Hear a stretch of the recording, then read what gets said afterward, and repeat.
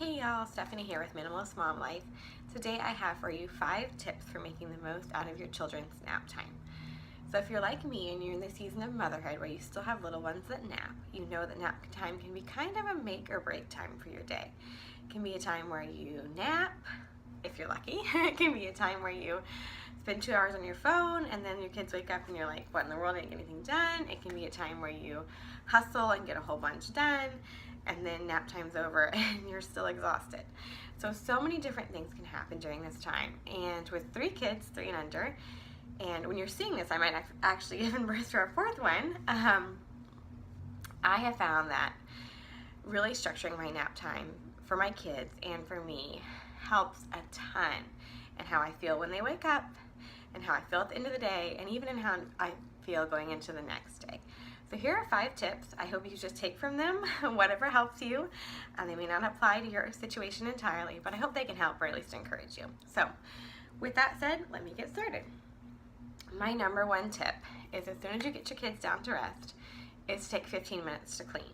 That means 15 minutes, not 2 hours, not powering through and cleaning and working your butt off during this time, but take 15 minutes to do something. I do all my cleaning in the morning. If you've seen my cleaning routines, you know that. I try to keep it very simple. Again, minimalist even for cleaning. But there's always 15 minutes worth of something that needs done. A lot of times these are like odds and ends tasks, like maybe spend 15 minutes cleaning the baseboards in the living room, or maybe I mop the floor during this time. That's pretty common. I sweep or mop. If we eat lunch inside, it's going to be a mess. My kids go down for a nap right after lunch. And if I mop then I kind of get the most amount of time that like the mopping shows is actually clean before it's going to get all messy again. But 15 minutes of cleaning. And then my number 2 tip is give yourself a lunch break. So some of you may eat lunch with your children. Again, I have 3 kids, 3 and under.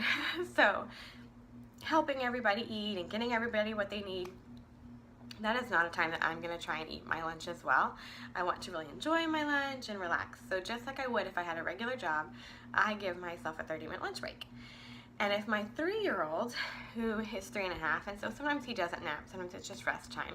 If he is not napping during this time, this is when he would get a show on the computer, kind of a treat for him, because I would make sure, after I do that 15-minute clean, that if he's awake, he can help me with or just hang out with me, that I take for myself. And so this is when I watch YouTube, or I'm on Instagram, or reading, or whatever I want to do. I sit and enjoy my 30-minute lunch, but I limit myself to 30 minutes.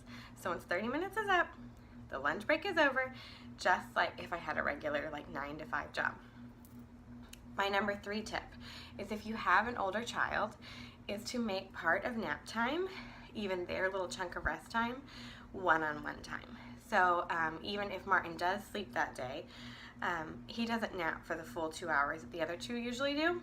And so I'll make some time just to hang out with him. And that might be playing Legos with him. He is learning how to read. So we do like Bob books and maybe some of his little school time preschool work that we didn't do in the morning, because it takes a little bit more one-on-one than I can give him with a 2-year-old and a 1-year-old running around. Or sometimes he just sits in my lap and tells me stories, or does whatever he wants, but he gets a little bit of attention, and you can block that into a certain amount of time.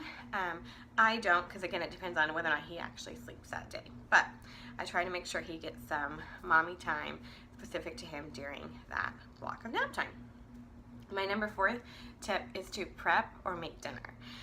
So this helps so much when the witching hour comes, right before Daddy comes home and everybody's crazy and hyper and getting hungry. If you have done some work for dinner during lunchtime, this might be putting something in the crock pot, this might be cooking up the beef that you're going to make for tacos or spaghetti or whatever, or the chicken that you're going to prep to make for salads that night. Whatever it is, see if there's something you can do to give yourself kind of the edge up on dinner. A lot of times if it's like enchiladas or lasagna or something like that, I can make it entirely during nap time. I can double this as my one-on-one time with my older child, because he loves to be in the kitchen with mommy and helping, sitting on the counter, being right there with me. And then I have dinner ready. It can be in the fridge, because a lot of times I go to the gym when my husband gets home from work. So then I can still go to the gym. I come home, I have dinner already done and basically ready to go in the oven, or he puts it in the oven on my drive home, and we have dinner. It also helps with preventing the 5 o'clock, I'm exhausted, I don't want to cook, let's order pizza thing from happening. So prep or cook dinner if necessary.